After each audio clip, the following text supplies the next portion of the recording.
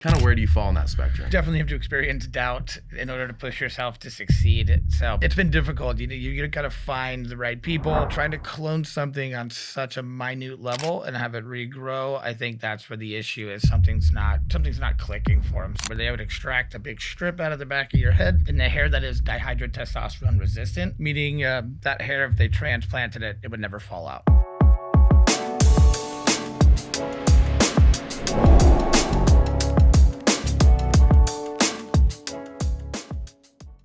Episode 80, Stay Classy Podcast. Let's get this shit rolling. So, Elijah Scholer, thanks for joining us today. First question I wanted to ask you is, I know we were talking a little bit before we started taping about your work with Hakkasan Group. So for people who don't know, like what that is, or people who don't know like Nightlife as well, tell us a little bit about like Hakkasan Group and like what your role was there, and then we'll get into some of the stories. All right. Hakkasan was entertaining. I mean, It's an entertainment group. So we basically do big events, do big parties. We went from Hakkasan into Omnia, and I originally took a position with them to go work with Omnia nightclubs. So went to Las Vegas, opened up the Las Vegas Omnia, and then ended up going out here to San Diego, and then working with them for 5 years, give or take. In Vegas? No, here in San Diego. Yeah. We did big events through large parties, huge DJs, managed a huge team of people, from promoters and VIP hosts, getting people to the venue, marketing ideas, campaigns, any way we could get people in the building to spend ridiculous amounts of money, and then trying to control the entire group as they approached our front door at the same time. Sure. So you moved from Vegas to San Diego? Yeah, I went from Vegas, actually took a little hiatus in Maui for a while, and then ended up in San Diego about 12, 13 years ago. In San Diego, 12, 13. Okay. And when you were in Vegas, did you also work in Nightlife or not really? Yeah, I did. Okay. I was with Hakkasan a very long time ago. They were called something different. It was Angel Management Group before it was Hakkasan. We opened up Wet Republic, I believe. But at the time, we'd only had a couple different pool parties and nightclubs like Taboo, Studio 54, to really age myself. Honestly, it's a long time ago. And finally, over time after I left, I got hired back. We went, opened up Wet Republic, Hakkasan, Omnia, so on and so forth. All right. Well, let's get straight to the juicy stuff. So out of all the time that you did working at Hakkasan, both in Vegas, and then you had the interlude in Maui, but then you went to San Diego, tell us, like, either with like a performer or like a DJ or just a crowd that got out of hand, like tell us like a really juicy story about a time that you were working at Hakkasan, you saw something go down during a particular weekend. Oh, good one. I guess every night was a shit show, regardless. You know, there was thousands of people trying to get in, yelling at you. Once they're inside, most of the time they're already pretty half-cocked, wasted, drinking while they're in there. I believe it was carnage around our opening weekend performing, and he stopped the entire dance floor and started a mosh pit. Mm-hmm. In a nightclub that is not designed for a mosh pit. So this is Vegas or San Diego? This is San Diego. Okay, yeah, this is San Diego grand opening weekend. And it was roughly 500 people in a very confined spot, all trying to kill each other. Oof. So it was entertaining and a lot of fun for our staff, especially on opening weekend, to try to acclimate to that environment. How many casualties? No casualties. No casualties. A lot of people dragged out. I'm pretty sure they wish they were dead after the scenario, but just they for the next week or so. Okay. So tell us a little bit about some of, because I mean, I know from just like being around, people like yourself, like that, you guys work with a lot of like high key performers, a lot of like high level talent. Just tell us some of the names of like some of the artists, some of the DJs that you guys had in over the years, and like some of those experiences were like. We had pretty much everyone. I mean, Calvin Harris was the biggest one that we've had in San Diego because it's such a small venue. It was difficult to manage that crowd. Our prices increased exponentially, and it was a little more difficult for the San Diego crowd to bring in that amount of money for those tables.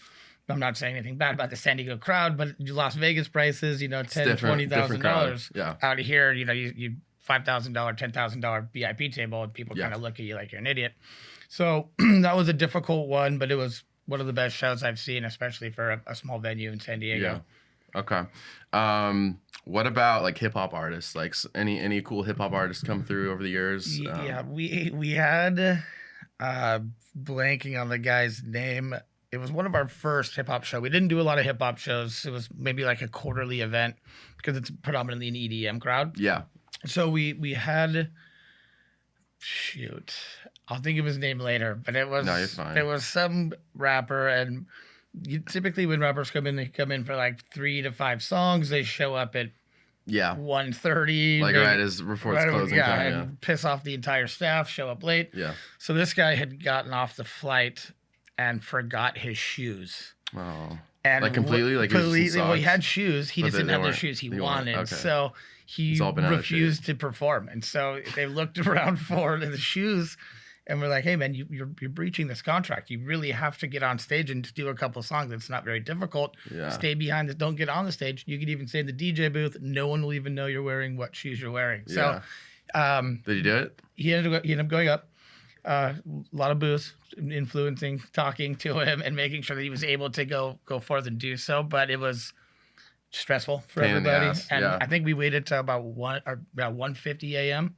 So trying to get all the songs done with the set, and then legally get everybody out in the time frame that we're allotted. Yeah, became a stressful situation for the staff.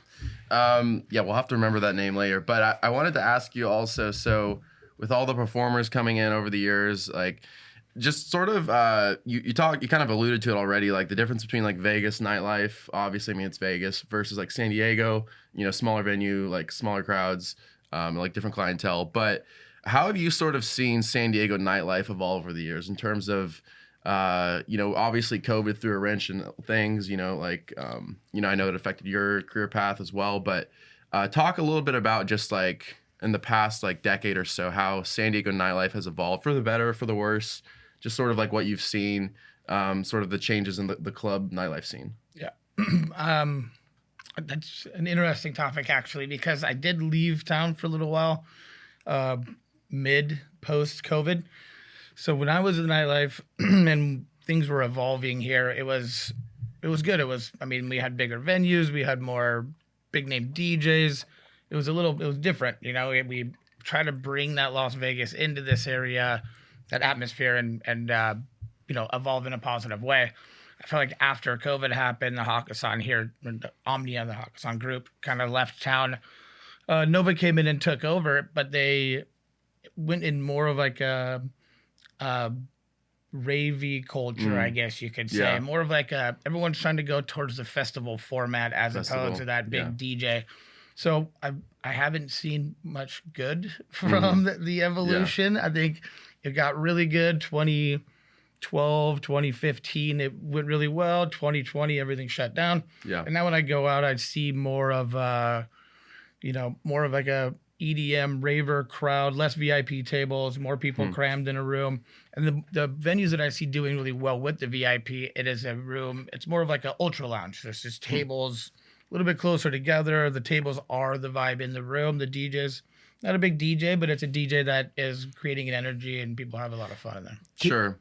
Do you think that's a generational thing? Do you think that the reason that the clubs, the vibe is changing is because that's what younger people are into? Or do you think that's just somebody saw this, all the festivals are doing this and we think it's a great way to make money? Yeah. I think that, let's see, how do I word this correctly without offending anybody? I think some of the bottle service girls that are involved in it, and bottle service in general, is not as flashy as it used to be. It used to be a cool thing to go and do the bottle service.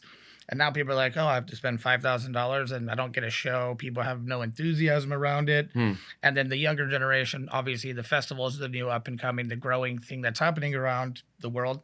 So people want that hardcore EDM festival vibe when they go into a venue, as opposed, you spend $100 to see a ticket and a couple dollars on the drinks, or you can spend $5,000 on a table and get a lackluster show. Well, yeah. So that was my next question, because I've talked to different promoters in nightlife who've said, like things are shifting, as you're talking about, towards the festivals. More those like experiences as opposed to the traditional club VIP experience. I mean, is that dynamic like very unique to San Diego, or is that like pretty much like anywhere you go on the West Coast, or even beyond the West Coast, like in the country? Like, is that kind of like how things are changing in general, or is this like a very like San Diego problem? I think it's everywhere. I think festivals are the way to go. There's just longer days, more of an experience. People are traveling to do it.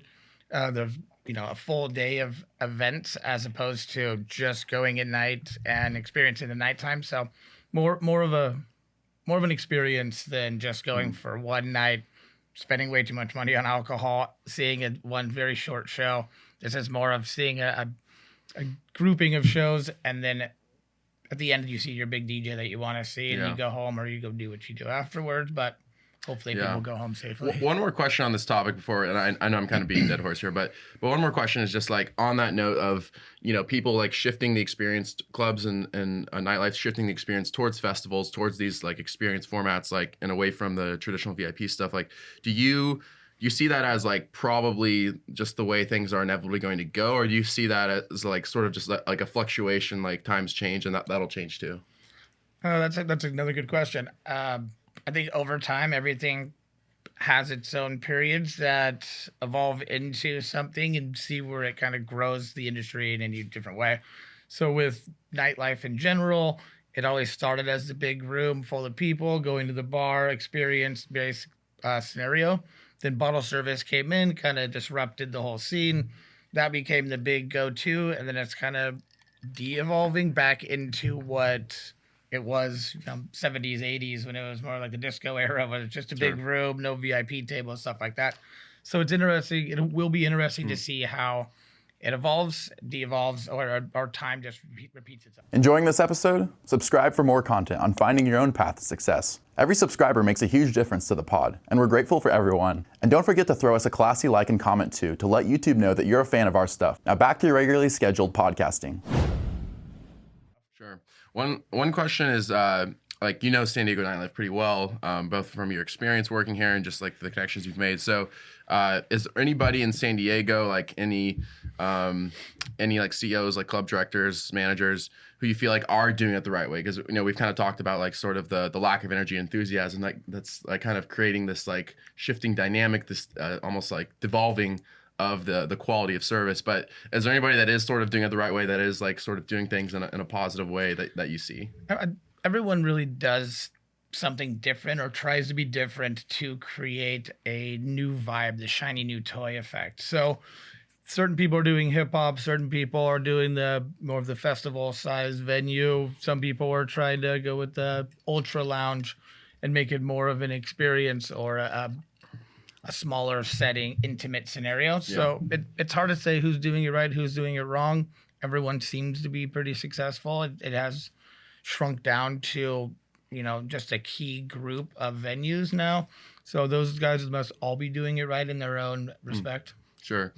I was hoping you'd give a shout out to Josh, Josh Hoffman, legendary group. Yeah, of course. Well, Josh is doing everything that he can to be as dynamic as possible and switch the game up. And he doesn't own the one venue. He's everywhere. And since he is everywhere, the vibe that he creates is what is keeping those big venues in business. That's of course, Josh is the guy for sure. He's 1 year coming up, by the way, on the anniversary of his company, Legendary Group, and we're really proud of him and the work he's doing. So, one last question on the nightlife stuff is, you've met a lot of performers. You talked about, Calvin Harris and like, seeing him perform. Is there any like performer over the years, or it could be like a hip hop artist, could be an EDM guy, could be a DJ, who like really stood out to you, like who you personally met, maybe had a conversation with, somebody who really stood out to you positively or negatively? Either way. There's a lot of that too.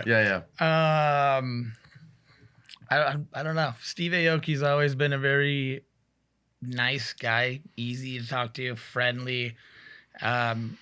He gets so involved with the crowd. It's always been fun to see like what different show he's going to put on, whether it's handing out pizzas from his new pizza place or throwing pies in people's face. But he's always just a pleasure to speak with and be around. As far as negative goes, I think Carnage once again.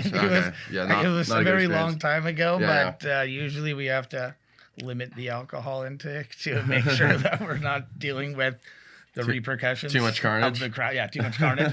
I mean, it makes sense, right? Yeah, absolutely.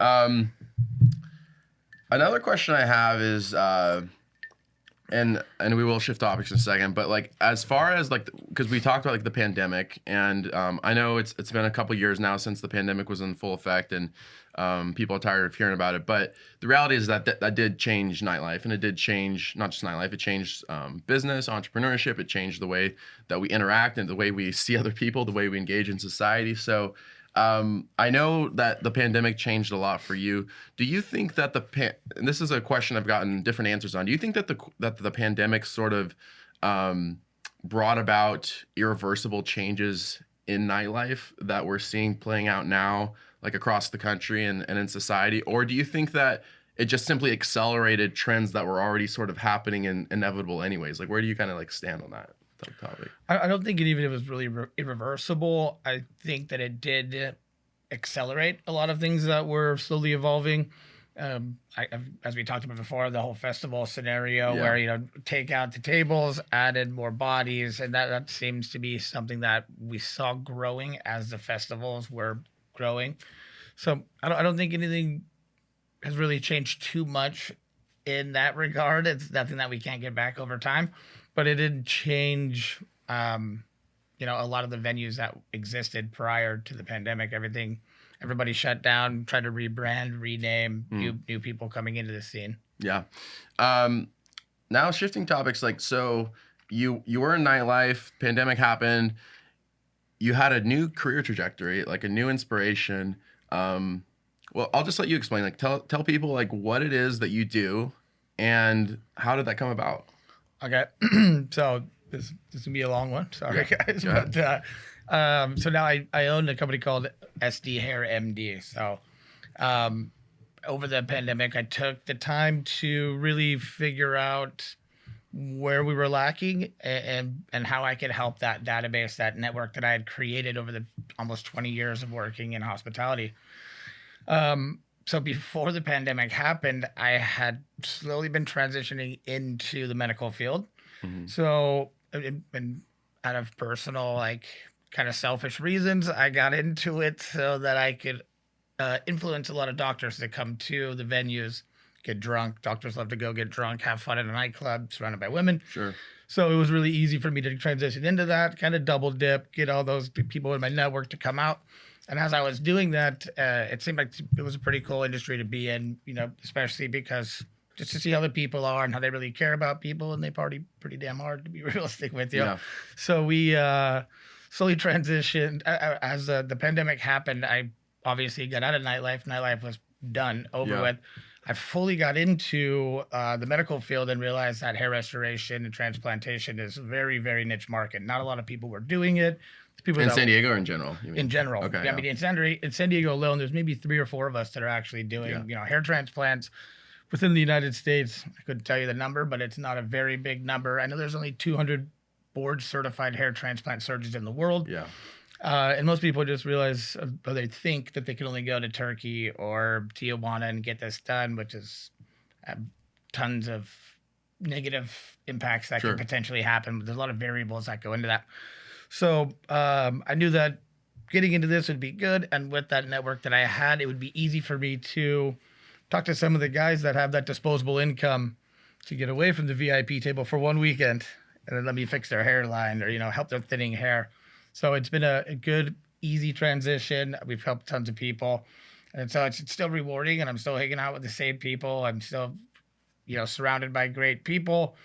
It's just less alcohol and more hairlines. Okay. So the transition, you said it's kind of the same people. So in other words, the people that maybe 10, 15 years ago were partying in, I don't know, their late 20s, early 30s are now getting to the point where they're looking at their hairline and they're getting concerned, and they're open to the kind of offer that you have for them. Right. Is that kind of what you're... Quit talking about me, Steve. Yeah, 100% correct. No offense over there. I was waiting for this to come up, Rob. Yeah. And my apologies. You know what's up is my hairline. That's what's up. Oh, all right. Well, I mean, this is the right guy. I mean, you got the right guy in the studio with you, so it's perfect. I would like it back, please. He wants it back. Okay. I mean, it might be a slow and steady process, but we might be better shaving your head and going on vacation with the money you could have spent.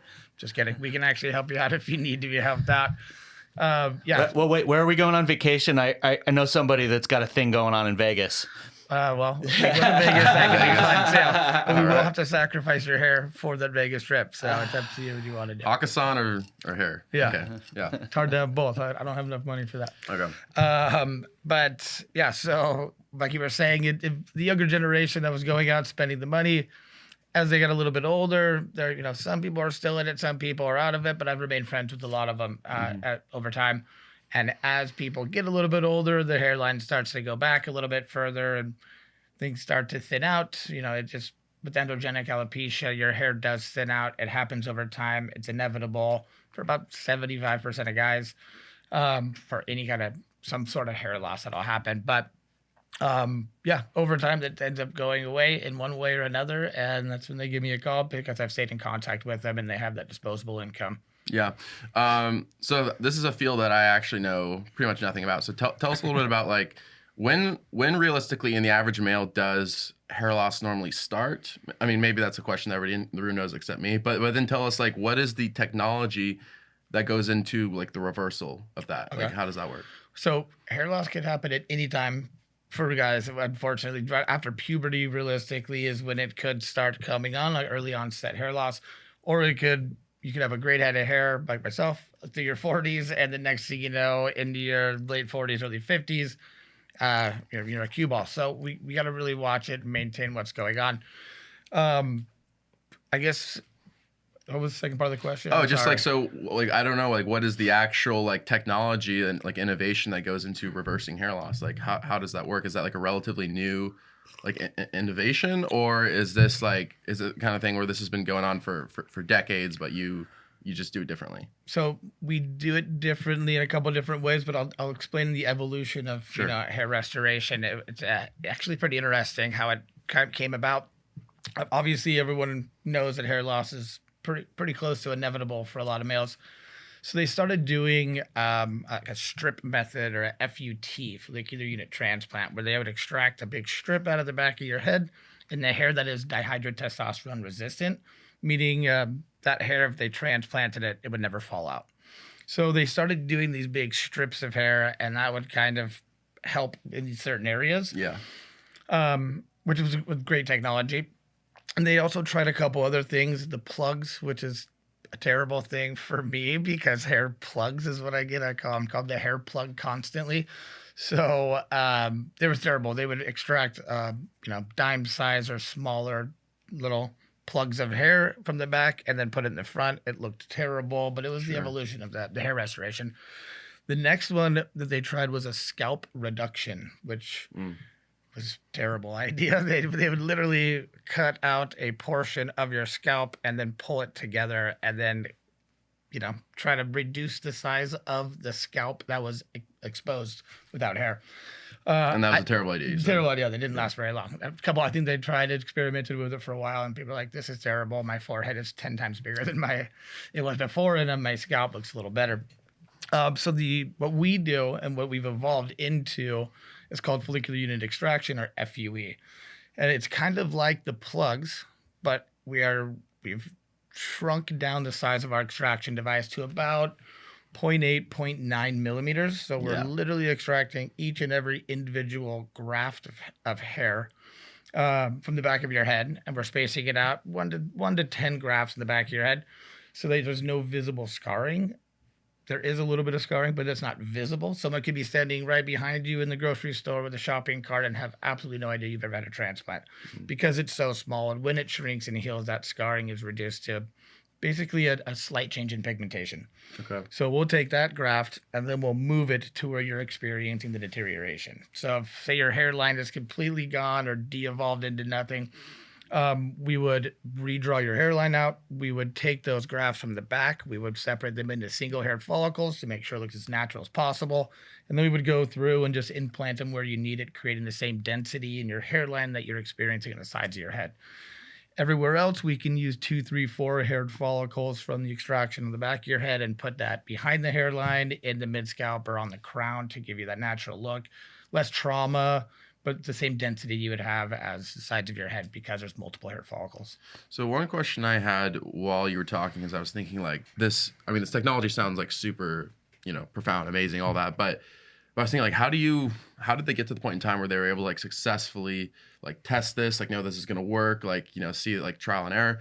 Like, do they, like, this is probably sounds silly, but like, do they experiment this stuff on like actual human beings first? Do they experiment on animals? Like, how does it like come about? Like, what is the like the testing and like refining process like for this kind of technology? Well, I think the like I said, the evolution, the technology about 25 years ago was to just start with big sections and see if that would take. And then they would shrink it down, see if it would take. And over time, everyone kind of realized exactly how much of the stem cell, the sebaceous gland, pili muscle, what exactly we need off that follicle to be re-implanted and take and not have a loss of that follicle or shrink the yield of our results. So it's just taken a lot of time, and it's pretty much been done on humans. There's no need. A hair follicle on an animal would be extremely small. We're already dealing with less than a millimeter, less than half a millimeter in size for a lot of these.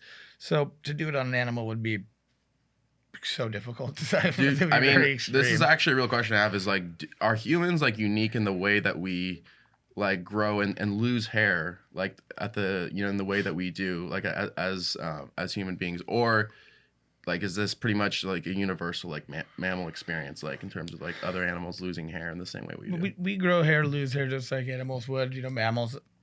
Yeah, it's pretty much the same thing, but there's a lot of different forms of alopecia. And alopecia is just a medical term for hair loss. You get alopecia areata, which is like a fungus that kind of creates circles. It kind of the fungus eats away at the follicle, and there's different ways to heal that with triamcinolone. It's like a steroid injectable, and that'll help that. But there's it's establishing what is causing the hair loss, and it can happen on animals, it can happen on humans, it can happen pretty much to anything. And I'm sure there's some National Geographic things that you can watch where there's like the bear with no hair. I don't know if you've seen that one. It's actually pretty entertaining. You take a look at it. It's weird. It's kind of scary looking. Bear with no hair. That sounds scary looking. Google that. Yelp, whatever it is. But who would a woman rather be in the woods with? Yeah, that's right. I don't know. Wait till you see the video. Okay, well, check it out. So I was gonna ask you like the impact of the work you do. I mean, just for people listening, it's like, oh, it's cool. You do hair restoration, but there's a real impact to people's like psyche and people's confidence, to like the way that people see themselves and like their place in life. Like, talk a little bit about like the impact of the work you're doing, like what you've seen. Like, you can talk about specific stories or just generally like how you've seen this play out in people's lives and the real difference it actually can make. See, we've seen dramatic changes. There's a patient we did a couple weeks ago. He came in. He thought there was no possible way that he could get his hair back. Luckily, the donor area, that DHT resistant zone on his head was elongated. There's plenty of follicles for us to work with. Yeah. And when he came in, it was actually a meeting for us to do some online marketing together. And I told him, hey, there is a chance, there is a potential we could fix it. It's not going to be as dense as when he was 21 years old, but we're going to get it pretty damn close. So he trusted in us. We drew the hairline on. We set up a date, obviously. A couple of weeks later, we did all of our pre-operative stuff to make sure that he was following the guidelines, to make sure that he was taking medications and supplements to guarantee he had optimal results. But he did come in, and we did spend a very long day putting in just over 3,000 hair follicles, which is a lot from the back of the head to the front. It didn't create the density he wanted on round one, so we will end up having to do a second round about a year later. But just the confidence and the look at him to know that, hey, there is a solution. This is a possibility. This is always going to be there.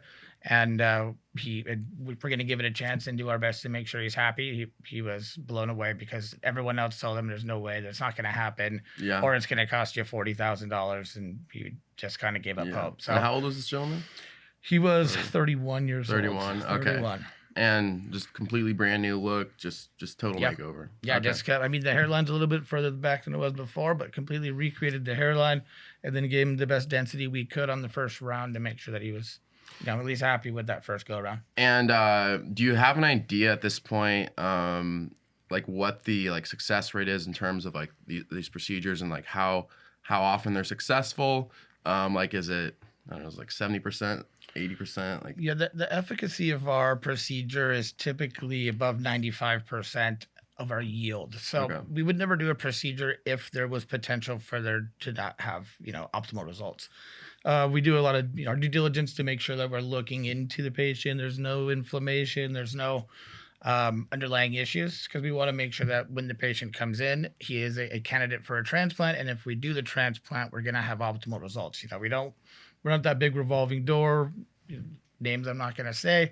We're not, out of the country. I almost just said the country, but we're not anywhere out of state or out of the country or a big revolving door. It's a very personal touch to make sure everything is done the right way. People get my personal cell phone number, that our medical director's number. We want them to have a guaranteed result. So it's hard to put a guarantee on things like this, but at the same time, it's not if you're actually doing the extra work and putting in the extra effort to guarantee or to do your due diligence to make sure there's no underlying issues. And if there are, fixing them before we go into that. Did you subscribe yet? If you like our content, it's the easiest way to support the pod. Hit the subscribe button on the bottom right and keep it classy. Sure.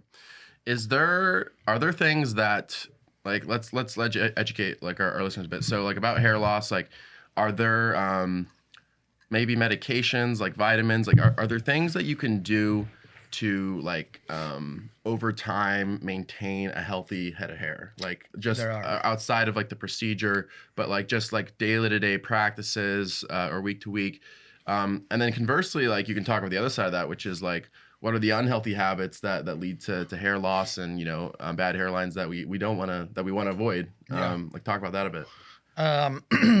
So I'd start with the unhealthy, because it's everyone should know what the unhealthy things are, and the biggest ones are smoking, drinking.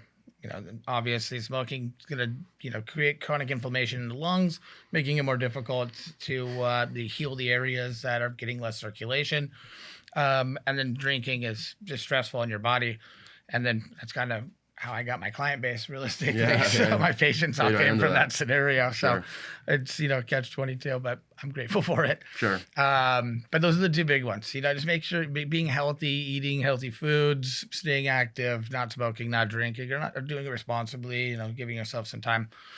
I think that the medications, as far as trying to create some longevity or insurance for having that full thick head of hair, there's only 2 medications out there, and that's pretty much all there has been for, I don't know, a lot longer than I can recall.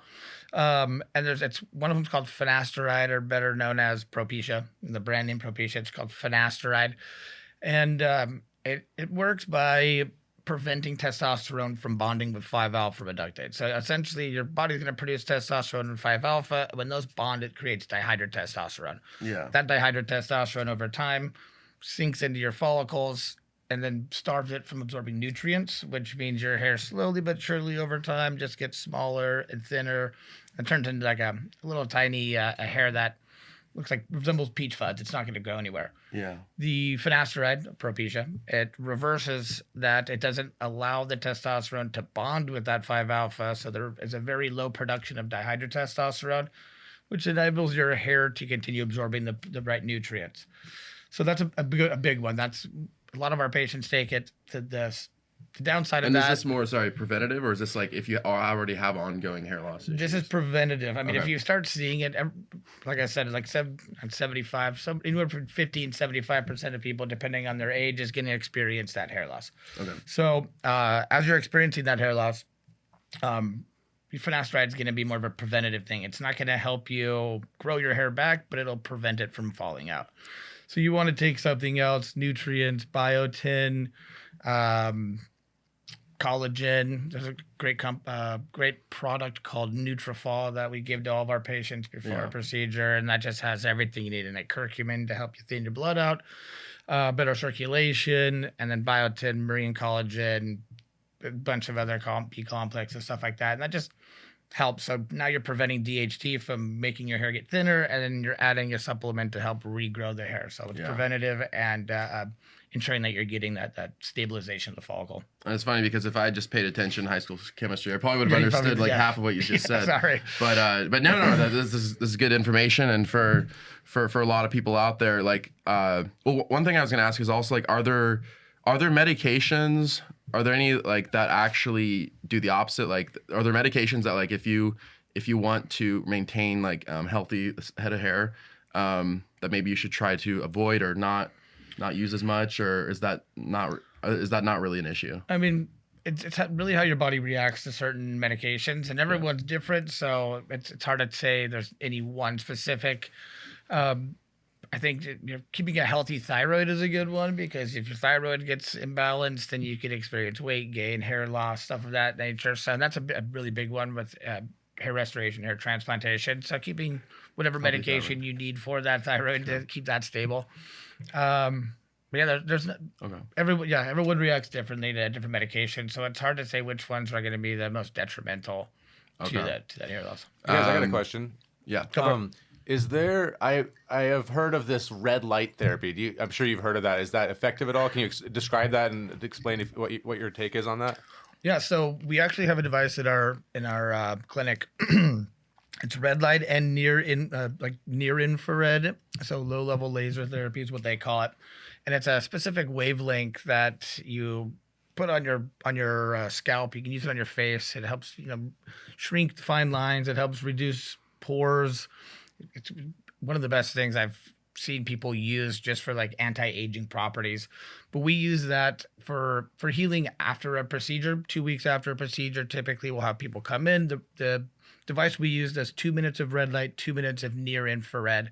And that red light helps with any of the inflammation, the redness, sun damage, anything that you might have, scarring, alopecia that goes on the surface of your skin. And that near infrared kind of penetrates down under, like subdermally under the skin, and it allows or tricks your body on a cellular level into thinking that there's damage happening, increasing circulation to that area. So now the red light's now helping the inflammation, scarring, anything that could be going on the surface. Near infrared is creating better circulation for that PRP or platelet-rich plasma to come up, heal all of the internal issues you're having, and get the good stuff to your follicles. Sure. Last question I have on this subject is just, is hair restoration like one of those fields where the technology, like the science of it, is somewhat settled? Like in some fields, like some medical fields, like for instance, how we treat certain viruses or how we treat certain diseases, it's like the science is pretty settled. You give someone a shot. Hair restoration is obviously a little different than that. So is it sort of a settled science, or is this like an area of science that's constantly evolving, constantly changing, constantly innovating, and like what does the future of that look like? So they try, and so I go to the annual World Conference every year, the ISHRS World Conference, and every year they say the same thing. Yeah, we're working on something new. We're working on something new. Not a lot has come out in a very long time. The medication's minoxidil, finasteride. They're the only two that have been around for a long time. Stem cells seem to be a big one. Stem cells and exosomes seem to be, I think, like the next big thing when it comes to hair restoration. They've seen great results. We've tried using it for soaking the grafts in to have a faster healing time, less of shock loss after the procedure. So there's a lot of different ways to utilize it, but very experimental still. There's a lot of red tape around stem cells, obviously. Stem cell research, yeah. Yeah. The big thing that everyone's been working on, and once again, I hear we'll have it done in 5 years. Still waiting to have it done, is cloning. They want to try to clone the hair follicle from the individual. So instead of having to do the extraction and creating all that trauma, we can just take a couple out, clone it. Once it's ready to go, have you come in, implant those. Not a lot of money in the research. Hopefully, eventually there's money in the research and they can establish how to do that. They've even tried using follicles from other people, like identical twins. They try to use a follicle from one twin to the other, and it's such a small portion of the body, the DNA is not close enough, and it kills it off. So cloning it would be the only way to transplant anything and have it maintain, life or stick And that's around. just an issue where there's like a lack of funding and the science is already there, or what? I don't think the science is there yet. I think cloning is, it's obviously starting to evolve. People are getting better at it. But trying to clone something on such a minute level and have it regrow, I think that's where the issue is. Something's not clicking for them. So I think if the funding does get there, they might be able to put some more time and research into it. But until that funding's there, we're kind of stuck with what we got. Yeah. So I want to shift gears a little bit as we close. Like, just we've talked about the Nightlife stuff. We've talked about the the hair restoration business. But like overall in the years that you've worked in both fields, like what are some sort of takeaways, like lessons about just entrepreneurship in general? I mean, like starting your own business, like transitioning careers. A lot of people think about transitioning career paths, but it's like, I don't know if this is for me. I don't know if this is possible. I have a certain skill set. Like, I don't know if I can do this. Like, what are some takeaways that you've had of, like, if you're thinking about a career transition or entrepreneurship, like, what are some of the key lessons that you've learned that help someone get started in the right direction? Well, it really depends on which direction you're trying to go. But for me, starting a business or a medical clinic, there is a ton of research that goes into it, obviously.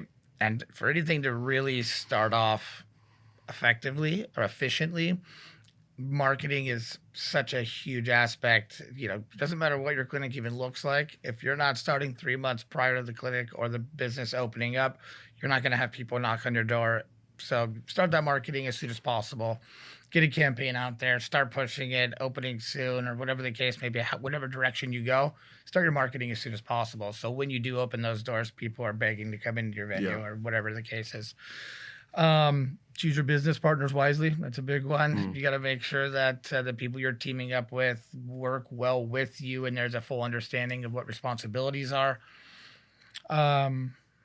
Staffing. Make sure that your staff is perfect, especially California. California can have some issues. Make sure you're doing the legalities correctly. Make sure everyone's contracted the right way. Make sure people know their roles and responsibilities. And that's really it, man. The rest of it kind of comes together. It's just making sure there's people coming in right off the bat. Marketing is super important. And then who you're surrounding yourself with to create a positive energy and vibe throughout your venue. So I feel like I talked to sort of like two different kinds of like entrepreneur, like business owners on here. Like one is there's certain people they've always kind of had this like self-belief, like just sort of this overpowering like self, like will, like the will to act, to take action, just sort of that this was their destiny, that they were like always meant to do this. But I also meet other people who, maybe like it wasn't for them initially, but they overcame the challenges. Maybe they did have doubts, they did have fears, reservations about it, but they were able to push through that.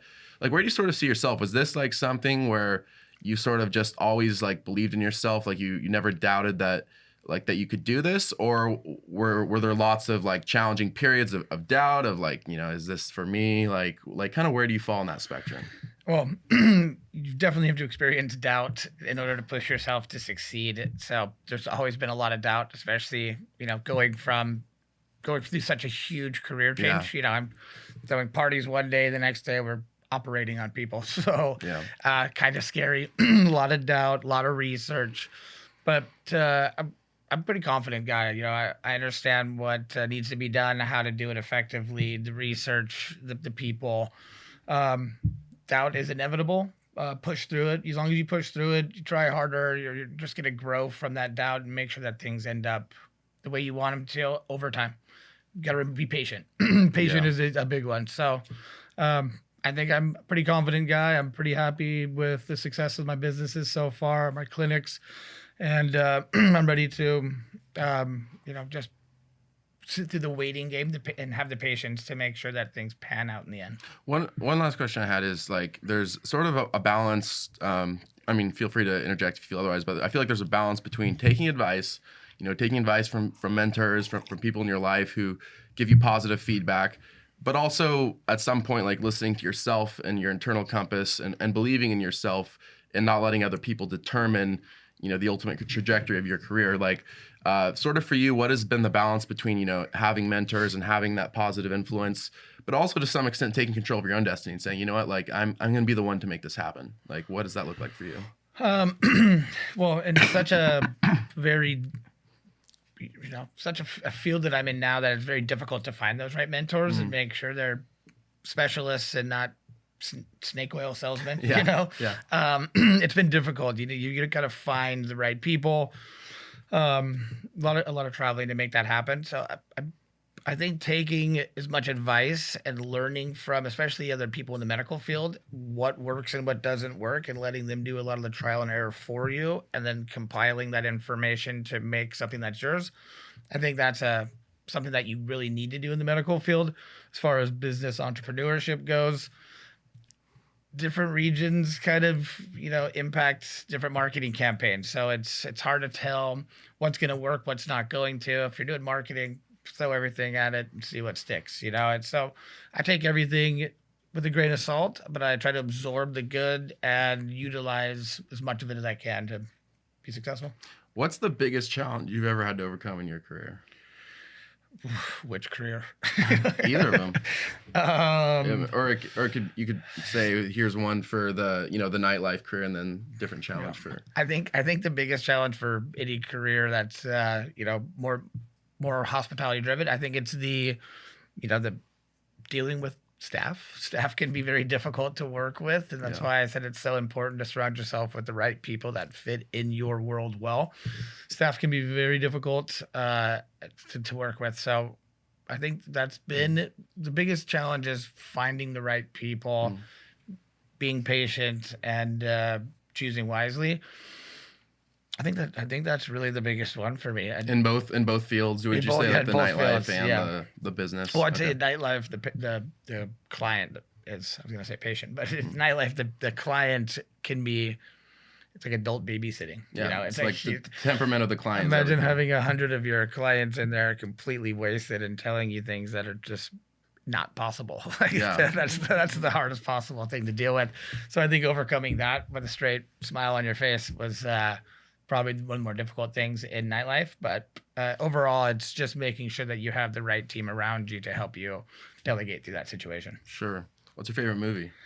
Ooh, The Count of Monte Cristo. It's a great movie. It is. Have you read the book? I have not read the book. Oh, it's the movie really was too good. The movie was long enough. I don't think I read the book. The book is like over 1,000 pages, so it's something else. But I recommend it if you get the chance. But no, thanks for coming on, Day. It's interesting because we've interviewed people in nightlife before, but I don't think I've ever interviewed somebody that had quite the career trajectory of you, which is like, the nightlife, and you had a successful career in that, but then just completely changed trajectories the way you did. I mean, that's not easy. So we really commend you, and thank you very much. Appreciate you coming on. Yeah. Hey, Steve, before you close, I actually have one quick question I think we would be remiss if we didn't cover. And as the resident bald guy, I'm very, very curious to know about this.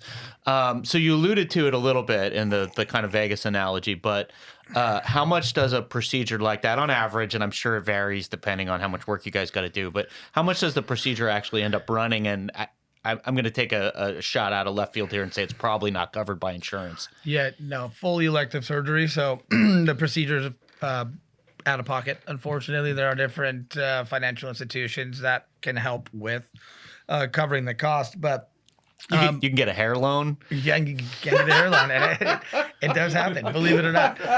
Interest rates are high, which helps with the stress, helps with the deterioration and the hair loss. I'm just paying down the interest on my hair, man. Yeah, I mean, it happens. The cost varies depending on the level of deterioration in the patient. So average cost for us, anywhere from $5,500 to $9,500. Okay. And that's saying a lot because the national average is about $12,500. It's less than new boobs. That is true. And actually, one of my patients the other day called this the breast augmentation for dudes. So it's there you go. It's the breast implant for dudes. And I was like, can you put that in a Yelp review for me, please? It all varies. Like if someone wants to redo their crown, we'll charge a little bit less for it because we call it plug and play, which is probably not the best name for that. But you just kind of extract and put it in place. And then the hairline's a little more detailed because we're splitting individual follicles. So that runs about $7,500 to $8,500. We don't charge per follicle. A lot of places charge you per follicle, and they'll tell you, okay, you need 2,000 and get you in the chair. And then they're like, oh, if you really want to get the density, it's going to be around 3,000. But at this point, you're all drugged up or high on some kind of pills. Yeah. And now you're just signing another tab for a couple $1,000s to make sure you get the density you want. So it's we're transparent as possible. Transparent as possible to make sure that we're not charging per follicle. It's one lump sum. We're going to get it done right, and we're going to make sure you're happy with the results. So we're going to fix it for free. Awesome. What is the so for practically for people who are hearing this and might be interested in treatment? What's your guys' website? How do we get a hold of you? So you can give us a call 619-701-5530 or sdhairmd.com is our website. The website. since we're pretty new here in San Diego, the website is starting to get better before and afters, which everybody wants to see, especially in this industry. Don't worry, we have never had a failed procedure, so everyone has great results. We're just waiting to get the best ones to make sure you guys can see them. And if you don't see enough on there, just give us a call, come in and see me, and I can show you all the results that we've got so far. What's the number again? One more time. 619-701-5530. Awesome. And you're also on Instagram, right? At Elijah Scholer? Yep. I'm actually at The Real Mayor of SD. The Real Mayor of SD. That's right. I got that one back in the day. Don't judge me. It was a long time ago, but yeah. Are you trying to run for mayor? Or where's that? No, that was a joke from back in the day when Faulkner and I were going at it. But so now it's at The Real Mayor of SD and then SD Hair MD. All right. Well, shout out to Faulkner, wherever he is. Yeah. Isn't he running for something else now? I have no idea. Anyways, thanks for coming on to the show. Really appreciate having you, and we'll do it again soon. Yeah, appreciate it. Awesome. That's right, Thanks guys. so much. This has been another recorded episode of Stay Classy Podcast with your host, Steve Wire. Thanks so much for tuning in, and as always, you can find all of our content at our website at stayclassypod.com. And thanks to our production sponsor and partner, MaxLux Media. You can find them at maxluxmedia.com. Don't forget to like and subscribe to our channel on YouTube. Every subscription helps and goes a long way towards ensuring that we can continue to produce content for viewers like yourself. Thanks so much. Stay classy.